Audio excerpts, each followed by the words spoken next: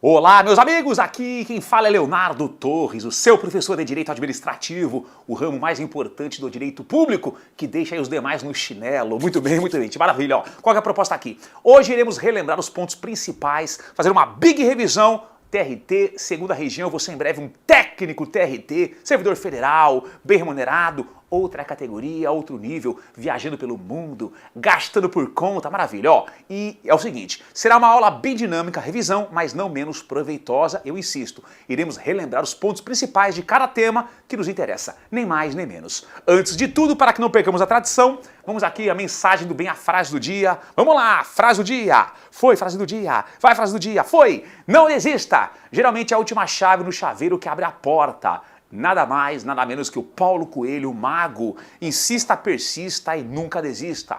Faça o que você pode com o que você tem neste momento. Legal. Gente, não se esqueça, vamos lá então, relembrando, ó. Direito administrativo, ramo do direito público interno que estuda a administração pública. Direito administrativo, sabemos que é o ramo do direito público interno que estuda a administração pública. E a administração pública, no seu sentido objetivo, engloba 4 atividades.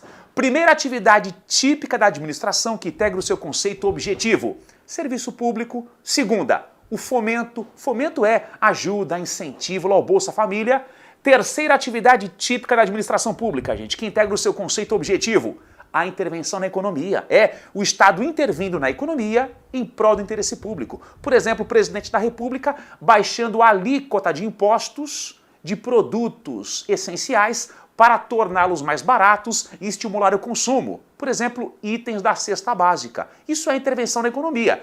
E a quarta atividade típica da administração pública, o poder de polícia administrativa. É o Estado mitigando, reduzindo um direito individual em prol do coletivo, por exemplo, impondo regras para que você construa em sua propriedade. Então espera um pouquinho, professor. A administração pública, conceito objetivo, são as suas atividades. Serviço público, fomento, intervenção na economia e o poder de polícia administrativa. E não se esqueçam, dos 3 poderes do Estado, qual deles é o expert em administração pública? O poder executivo. Só que vocês sabem que os demais poderes também exercem a administração pública atipicamente, como atividade meio.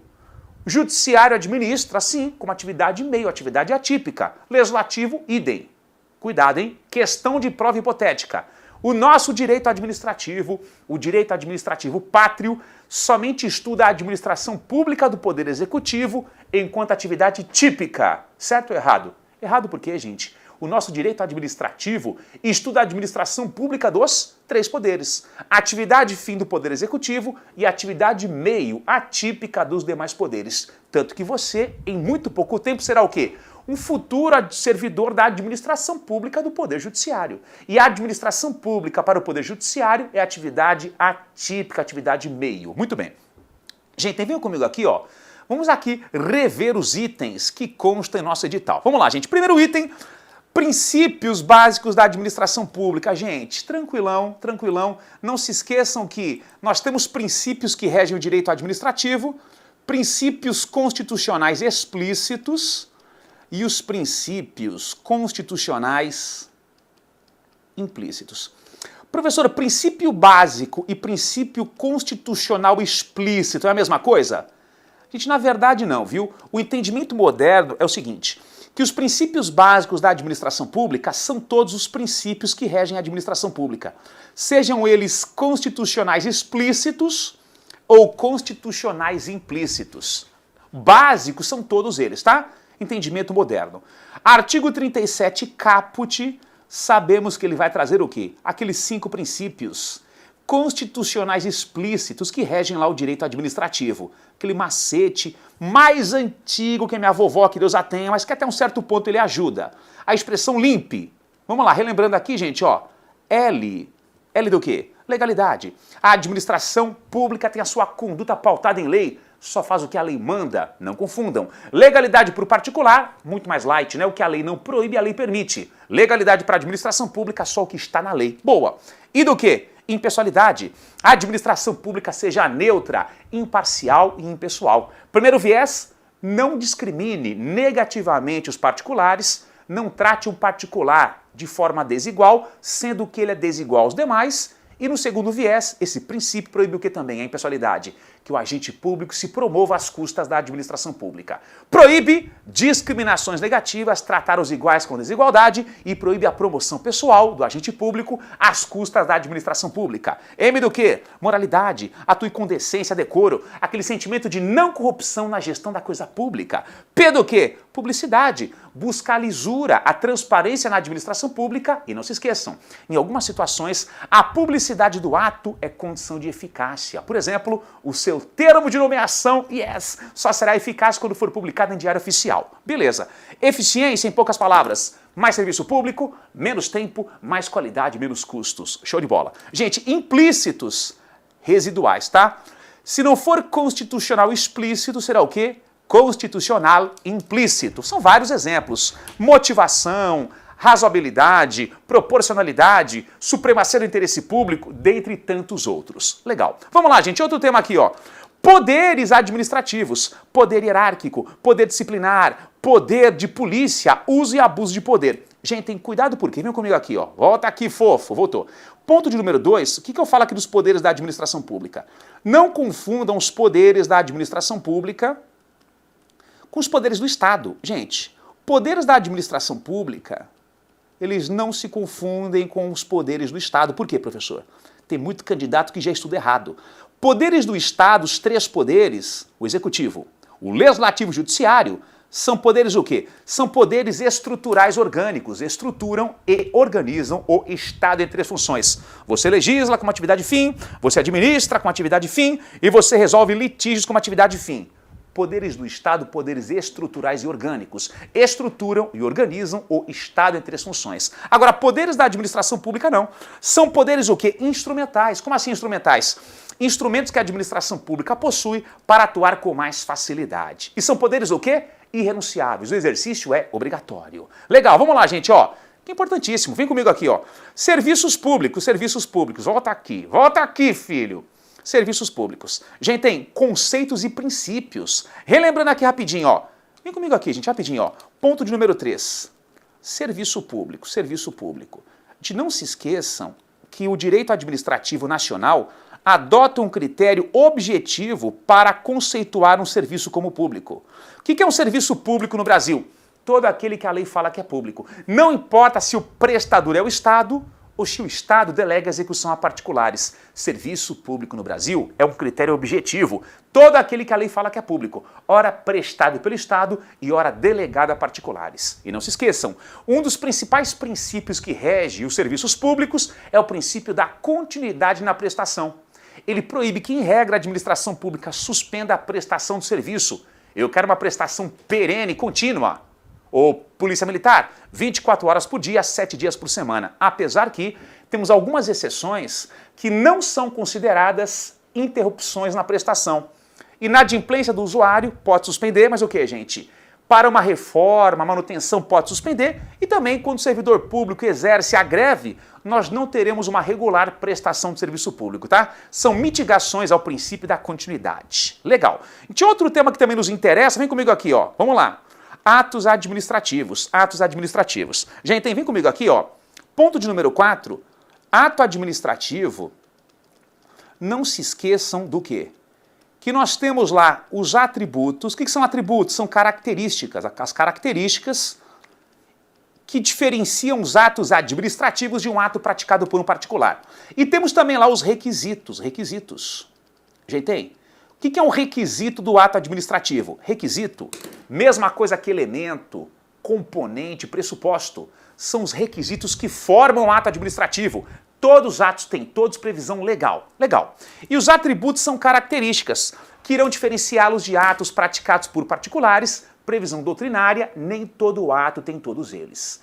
Requisito, atributo são distintos. Requisitos, sinônimos, elementos, pressupostos ou componentes. Todos os atos têm todos, eles formam os atos, previsão legal. Superado. Atributos, características, previsão doutrinária, nem todos os atos têm todos eles. Relembrando aqui o macete, ó, a expressão TIEPA, o que ela sintetiza? Os 5 atributos de um ato administrativo. Relembrando, TIEPA é tipicidade, imperatividade, exigibilidade, presunção de legitimidade e autoexecutoriedade. Legal. E a expressão MC-OFF, ela sintetiza o quê? Os elementos, requisitos que formam um ato administrativo. Motivo, competência, objeto, finalidade e forma. Show de bola. Vem comigo aqui, vamos lá, gente. Outro ponto que nos interessa. Organização da administração pública. Organização da administração pública centralizada, descentralizada. Gente, vem comigo aqui, ó. Ponto de número 5. Quando se fala aqui em organização da administração pública, eu quero relembrar com vocês um detalhe importantíssimo. Desse tema todo, o que mais cai? As diferenças entre as empresas públicas e as economias mistas. Gente, eu quero relembrar com vocês um tema que cai muito. Diferenças entre empresas públicas e economias mistas. Primeira diferença, o capital. Empresa pública, por exemplo, a Caixa Econômica, capital 100% público. Economia mista, por exemplo, o Banco do Brasil, tem capital privado e público, só que a maioria do capital votante é público. Legal. Segunda diferença é o modelo societário. Empresa pública admite qualquer modelo societário. A economia mista era sempre uma sociedade anônima. Legal. Quarta e quinta diferenças, aliás, terceira e quarta diferenças só se aplicam para as empresas públicas e economias mistas federais. Terceira diferença é o foro judicial. No âmbito da justiça comum, ação judicial proposta ou contra uma empresa pública federal, por exemplo, a Caixa Econômica, quem julga? Justiça Federal. Ação judicial proposta ou contra uma economia mista federal, quem julga? Justiça Estadual. Com exceção do mandado de segurança e habeas data, que ainda assim quem aprecia é a Justiça Federal. Quarta diferença só para as federais, competência da Polícia Judiciária. Infração penal praticada contra empresa pública federal, quem investiga? Polícia Federal. Infração penal praticada contra economia mista federal, quem investiga? Polícia Civil. Legal. Vamos lá, gente. Outro ponto importante, ó. Órgãos públicos. Gente, órgão público, o que eu quero relembrar com vocês de órgão público? Principal característica de os órgãos públicos, eles são centros de competência que são criados por lei para quê, gente? Para especializar a administração pública. Gente, órgãos públicos são centros de competência que são criados por lei para quê? Para especializar a administração pública. Por exemplo, Ministério da Justiça, órgão público. Por exemplo, Departamento de uma autarquia, um órgão público. Centros de competência criados por lei para especializar a administração pública. Principal característica, o órgão público não tem personalidade jurídica própria. Órgão público é despido de personalidade jurídica própria. Cuidado! Os órgãos independentes, por exemplo, tribunais superiores, Presidência da República, Ministério Público da União, dentre outros, esses caras também não são pessoa jurídica, só tem no máximo o quê? Capacidade jurídica. Podem impetrar mandado de segurança, órgão independente. Legal. Outro ponto que também consta aqui, gente, vamos lá, ó. Improbidade administrativa. Vamos relembrar aqui, gente, ó, rapidinho. Ponto de número 7, a LIA. O que é a LIA? É a Lei de Improbidade Administrativa, Lei 8429 de 92. Professor, o que é um ato de improbidade que essa lei pune, que essa lei ela coíbe a prática? Espécies de atos imorais mais graves. Ato de improbidade é uma espécie de ato imoral mais grave. Por exemplo, usar um bem público para um fim pessoal. Por exemplo, aceitar um presente em razão do cargo. Por exemplo, retardar a prática de um ato. Cuidado, hein? O ato de improbidade não é por si só um crime, e sim é uma infração político-administrativa. Não é crime contra a administração pública não, tá? É uma espécie de ato imoral mais grave. Tanto que a ação judicial em que o desonesto, o ímprobo é réu, é uma ação civil e não uma ação penal. Só para relembrar, gente, quais são as 4 categorias de atos de improbidade? Artigo 9º. Atos de improbidade que geram enriquecimento ilícito. Por exemplo, usar um bem público para um fim pessoal. Artigo 10. Ato de improbidade que causa prejuízo ao erário. Por exemplo, vender um bem por um preço aquém do que ele vale. Artigo 10A. Manter, aplicar ou conceder benefício tributário financeiro em relação ao ISS de forma ilegal é a mais nova categoria de ato de improbidade. E o artigo 11, atos de improbidade leves, que ferem os princípios da administração pública. Por exemplo, retardar a prática de um ato administrativo. Legal. Vamos lá, gente. Outro ponto importante, aqui consta aqui também, licitação. Gente, licitação e contratos da administração pública, Lei 10.500, aliás, Lei 8666 de 93. Então venham comigo aqui rapidinho, gente, ó. Vamos relembrar? Gente, quais são aquelas hipóteses de contratação direta sem licitação? Vamos lá. Quando a lei proíbe a licitação, a lei proíbe. Aliás, venham comigo aqui. 2 hipóteses de contratação direta sem licitação. Inexigibilidade ou dispensa. Inexigibilidade, não há licitação, por quê? Porque não há competição. aquele artista renomado pela crítica, pela opinião pública, único fornecedor. Tem algumas situações que não há competição, licitação inexigível. Exemplo clássico, contratação de um artista renomado pela crítica e pela opinião pública. Legal. Na dispensa é contratação direta, só que há competição.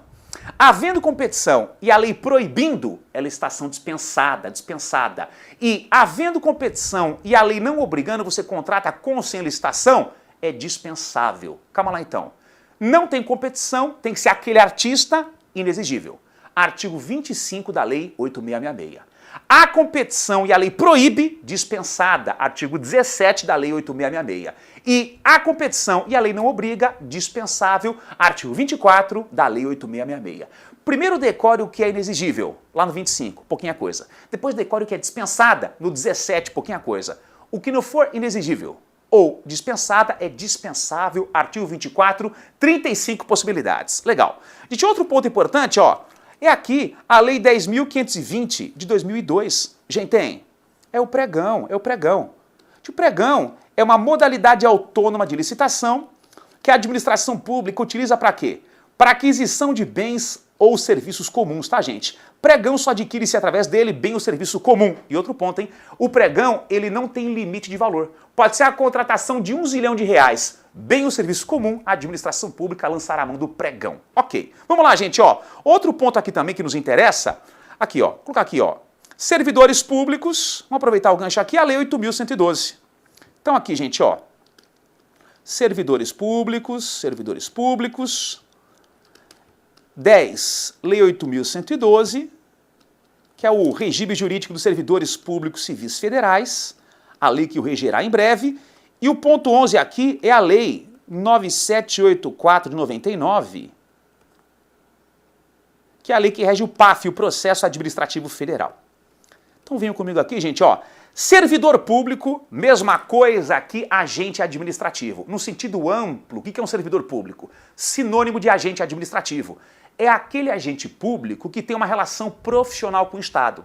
E temos três categorias. Então calma lá. Servidor público, sentido amplo, é aquele agente público que tem uma relação profissional com o Estado. E entre eles há uma relação de hierarquia e subordinação. 3 categorias. Servidor público, em sentido estrito, é aquele que ocupa um cargo público, ou em comissão ou efetivo, regido por um estatuto. Empregado público, aquele que exercerá o emprego público permanente regido pela CLT. E o servidor temporário, contratado com ou sem concurso público, exercerá a função pública, regido pelo REDA, Regime Especial de Direito Administrativo. Volta. Servidor público, sentido amplo, mesma coisa que agente administrativo. É uma espécie de agente público que, entre eles, há uma relação de hierarquia e subordinação. E eles têm uma relação profissional com o Estado. E nós temos 3 categorias de servidores públicos em sentido amplo. O servidor em sentido estrito é aquele que ocupa um cargo público ou em comissão ou efetivo, regido por um estatuto. O empregado público, que exercerá o emprego permanente, desde que aprovado em concurso, regido pela CLT. E o servidor temporário é contratado com ou sem concurso público, numa situação excepcional, e também é regido pelo REDA. O que é o REDA? Regime Especial de Direito Administrativo. E o temporário exercerá uma função pública, é o que sobra. Legal. E vamos lá, gente, ó. Estatuto aqui dos Servidores Públicos Civis Federais. O que mais cai? 3 temas. Primeiro tema, provimento de cargos. Formas pelas quais a administração pública, ela preenche um cargo público vago, indicando seu ocupante. Nomeação, reintegração, recondução, reversão. Artigo 8º e seguintes. Segundo tema bacana, gente, ó, direitos e vantagens. Sistema remuneratório, licenças, adicionais, gratificações, adicionais. Já falei? Calma. Primeiro ponto importante da Lei 8.112. Provimento de cargos públicos. Formas pelas quais a administração preenche o cargo público vago e indica quem é o ocupante. Nomeação, reintegração, reversão, dentre outras. Artigo 8º e seguintes. Segundo ponto que cai bastante. Direitos e vantagens. Com calma. Primeiro direito, que cai muito em prova, sistema remuneratório, artigo 40. Legal. Outro direito que cai muito, gente, gratificações, adicionais, mas o que? Indenizações, licenças, artigo 40 e seguintes, direitos e vantagens. E outro tema que despenca também, gente, é o regime disciplinar, deveres, obrigações e também lá o PAD, o processo administrativo disciplinar, artigo 116 e seguintes. Tenho certeza, ó. Não sou mãe de nada, mas eu tenho certeza. Se você dessa lei conhecer bem, provimento de cargos, 8º e seguintes, direitos e vantagens, 40 e seguintes, e o regime disciplinar, 116 e seguintes, você terá sucesso. E por fim, gente, ó, o que nos interessa aqui também?